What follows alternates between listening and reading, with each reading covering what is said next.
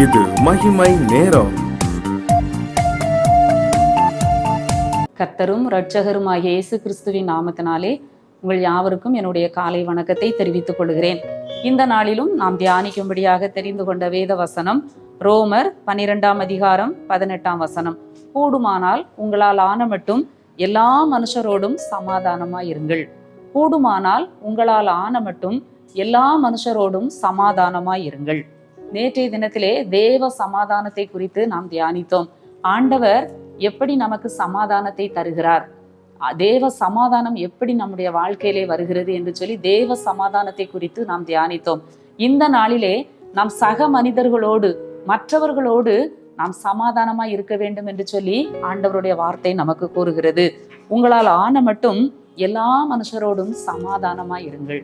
நம்முடைய ஆண்டவர் சமாதானத்தை விரும்புகிறவர். நாம் எல்லாரோடும் சமாதானமாய் இருக்க வேண்டும் என்று சொல்லி ஆண்டவர் விரும்புகிறார்.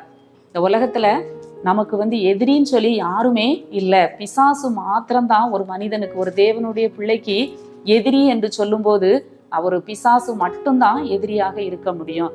ஆனா இன்றைக்கு நம்ம பார்க்கிற பொழுது உலகத்துல எங்க பார்த்தாலும் சமாதான குறைவு காணப்படுகிறதை நாம பார்க்கிறோம்.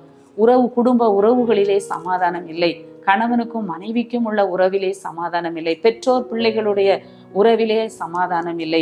இன்னும் வேலை செய்கிற இடங்கள்ல நம்ம பக்கத்து வீட்டுல வசிக்கிறவர்களோடு நம்மால் சமாதானமாக இருக்க முடியவில்லை.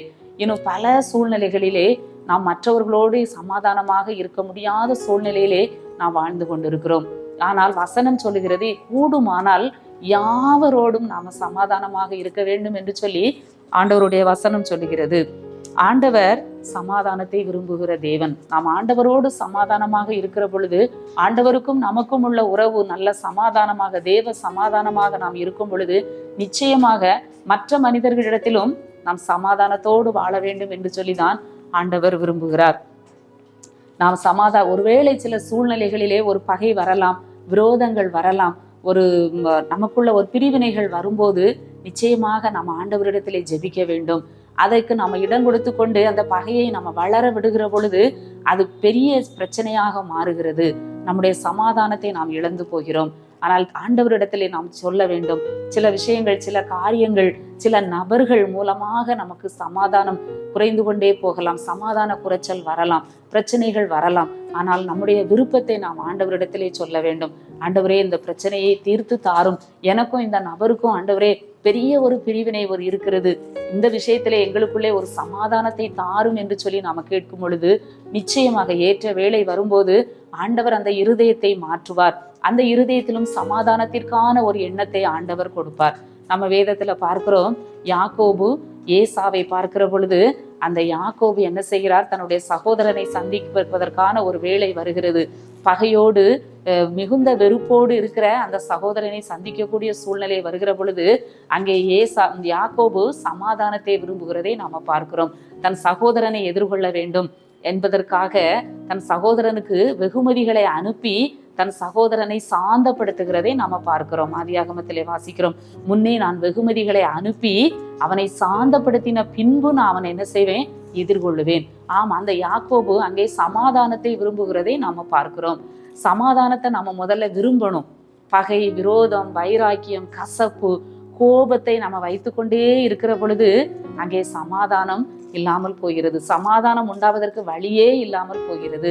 இங்கே யாக்கோபு என்ன செய்கிறார், ஏசாவோடு சமாதானம் ஆக வேண்டும் என்று சொல்லி அவர் முயற்சி எடுக்கிறார். சகோதரனை சாந்தப்படுத்த வேண்டும், கோபம் கொண்ட சகோதரனை வசப்படுத்த வேண்டும் என்று சொல்லி அவர் இரவு முழுவதும் அவர் அந்த ஆற்றங்கரையிலே ஜெபிக்கிறார்.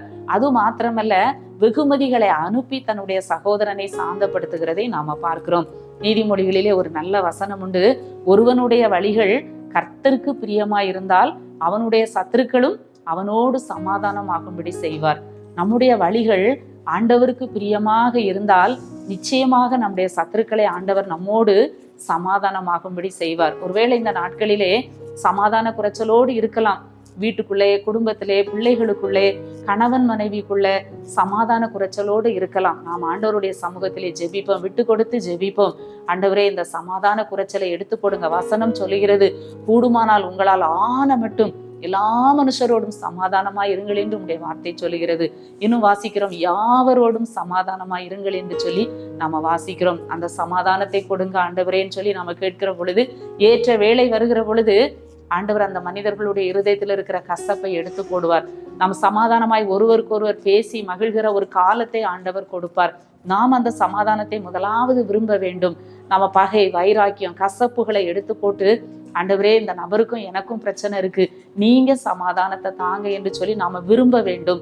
நாம் அதற்காக ஜெபிக்கிற பொழுது நிச்சயமாக ஆண்டவரும் என்ன செய்வார், நமக்கு சமாதானத்தை தருவார் என்பதிலே சந்தேகமே இல்லை.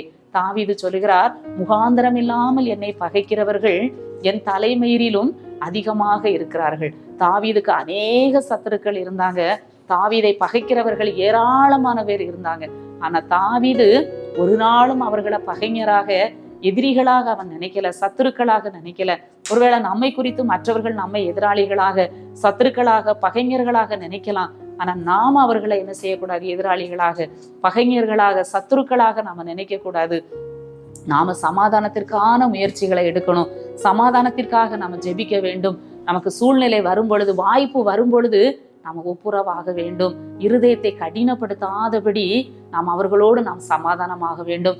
ஆண்டவர் அதை விரும்புகிறார். இந்த வருஷத்திலே நாம் ஆண்டவரிடத்திலே கேட்போம், ஆண்டவரே, முடியாத காரியம், தீராத பகைகள், பிரச்சனைகள் இருக்கிறது, நீங்க கடந்து வந்து எங்களுக்கு உங்க சமாதானத்தை தாரும் ஆண்டவரே என்று சொல்லி நாம் கேட்கிற பொழுது ஆண்டவர் பகையை மாற்றி பெரிய சமாதானத்தை கொடுத்து நம்மை சாட்சிகளாக ஆண்டவர் வைக்கிறார். அப்பேற்பட்ட கிருபையை ஆண்டவர் தாமே நமக்கு கொடுக்கும்படியா இந்த காலை வேளையிலே நாம் ஜெபிப்போம். எங்களை நேசிக்கிற நல்ல ஆண்டவரே, இந்த அருமையான காலை வேளைக்காக உம்மை துதிக்கிறோம், உம்மை ஸ்தோத்தரிக்கிறோம். யாவரோடும் சமாதானமாயிருங்கள் என்று சொல்லி உம்முடைய வசனம் சொல்லுகிறது. ஆண்டவரே, ஒருவேளை கர்த்தாவே எங்களுக்கு விரோதமாக ஆண்டவரே, ஒருவேளை சமாதான குறைச்சலோடு மனஸ்தாபத்தோடு பிறர் காணப்பட்டாலும் எங்களை தாழ்த்தி நாங்கள் ஜெபித்து ஒருவரோடு ஒருவர் நாங்கள் ஒப்புரவாக சமாதானத்தை தேடி அதை தொடர்ந்து கொள்ள ஆண்டவர் எங்கள் ஒவ்வொருவருக்கும் கிருபை தாரும். மீட்பர் இயேசு கிறிஸ்துவின் மூலம் ஜெபிக்கிறோம் நல்ல பிதாவே, ஆமென்.